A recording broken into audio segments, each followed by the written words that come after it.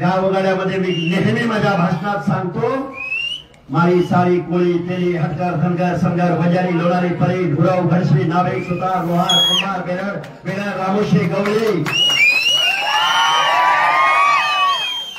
बेंदार वडार मुस्लिम समाजातले सगळे ओबीसी बांधव, हा महाराष्ट्र आमचा आहे.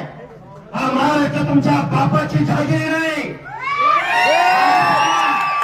आम्ही सुद्धा छत्रपती शिवरायांच्या स्वराज्यासाठी जीवाची कुर्बानी दिली आणि तुम्ही आमच्या विरुद्ध दंगली करताय. तुम्ही आमच्या विरुद्ध आम्ही त्या गवळीमध्ये चाललो 1.5 दिवस मला शिव्या दिल्या. 1.5 दिवस हा तुम्ही निवडून दिलेला आमदार ज्याला तुम्ही मतं दिले तो काय म्हणला, त्याच्या पिरावळीनं पिरावळी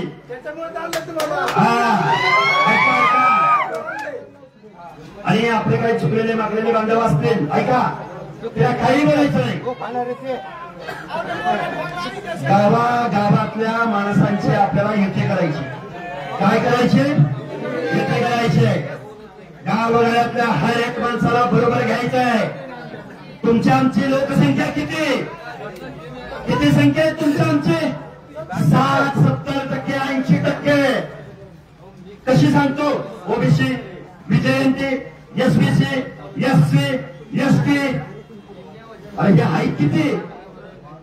म्हणून गावगाड्यातल्या सगळ्या लोकांना माझे हात जोडून कळकळीची विनंती आहे. गावगाड्यातला ओबीसी एक झाला पाहिजे. गावगाड्यातल्या 18 अपगड जाती एक झाल्या पाहिजे. हे पिवळ वादळ मुंबईच्या विधानसभेमध्ये फडकलं पाहिजे. पिंपळगावची काय आपल्याला चांगलं माहितीये. पहिल्या कार्यक्रम इथंच घेतलाय. अजून देवकीला जायचं आहे. अगल नांदूरला जायचंय.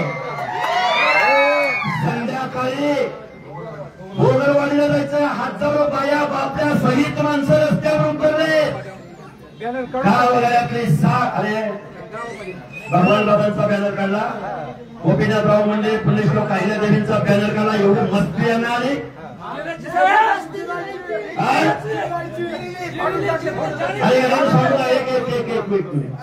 आपलं मतदान आपल्या माणसाला तुम्ही केलं ना, अरे हे नाही जर तुमच्या पायावरती हेली डोकं ठेवलं तर नाव सांगणार नाही. नाव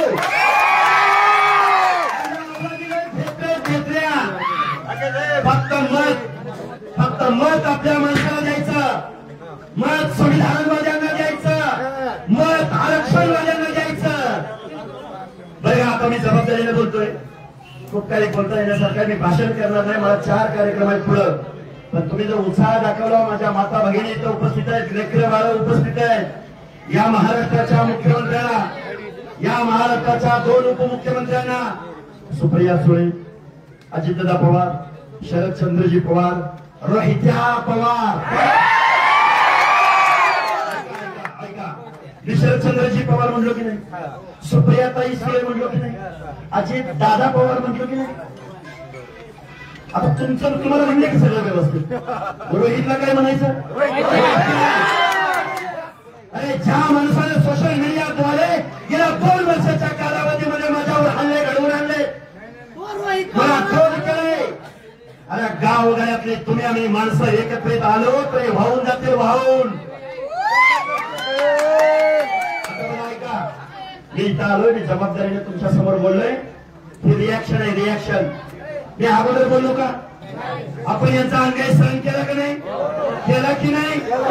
आपल्याला माता भगिनींना काय काय बोललं हा माणूस मुंबईमध्ये जाऊन. अरे याच्या स्टेजवरती कधी बाबासाहेबांचा फोटो बघितला कुणी? कधी महात्मा ज्योतिराव फुलेंचा फोटो बघितला? कधी राजर्षी शाहूराजाचा फोटो बघितला? कधी अहिल्यादेवींचा फोटो बघितला? कधी गाडगेबाबांचा फोटो बघितला? कधी जीवा महाराजांचा फोटो बघितला? कधी बहरजी नाईकांचा फोटो बघितला? कधी भगवान बाबांचा फोटो बघितला? कधी सेवालांचा फोटो बघितला?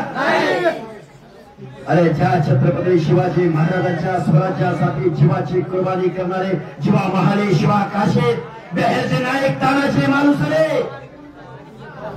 कुठं आहे त्यांच्या बॅनरवर? हे राज्य कुणाचं? हे राज्य आमच्या 11 पगड जातीचं राज्य आहे आणि कुणालाच घाबरायचं नाही, कुणालाच. काय बोलू मी?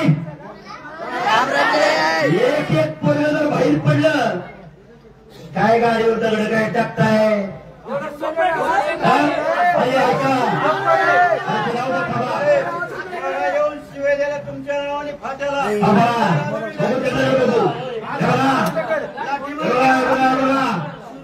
आम्ही मातृश्री अहिल्यादेवींचे वारसपण आहोत, बाबासाहेबांच्या संविधानाचे सार्थक पण आहोत आणि गावगाड्यातल्या माणसाकडे जर कुणी डोळं वटवून बघितलं,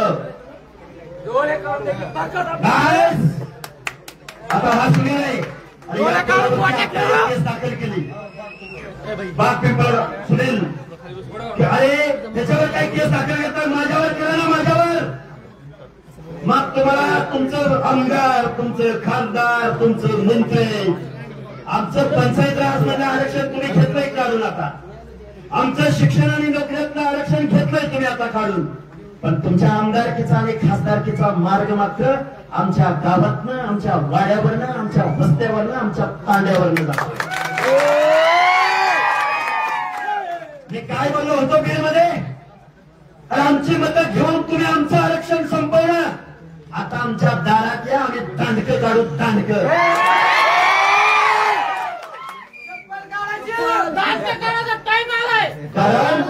कारण बेकायदा मागण्यांना यांनी पाठिंबा दिला, चौथी नापास माणसाला यांनी पाठिंबा दिला आणि पिढ्या भाग झालं शोषण.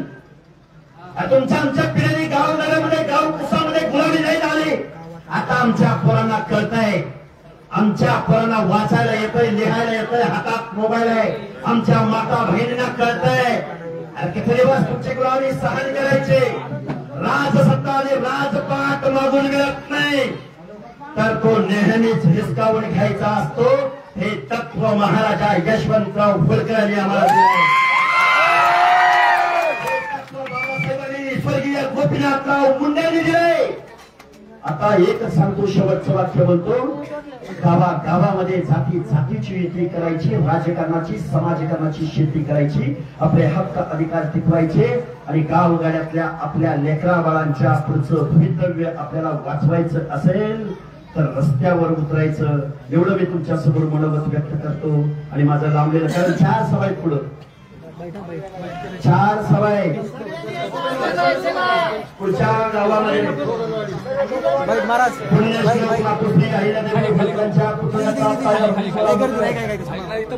सर्व तरुणांना माझं सांगणं आहे, एक दिवस मळ्यातलं काम थांबलं तर चालेल,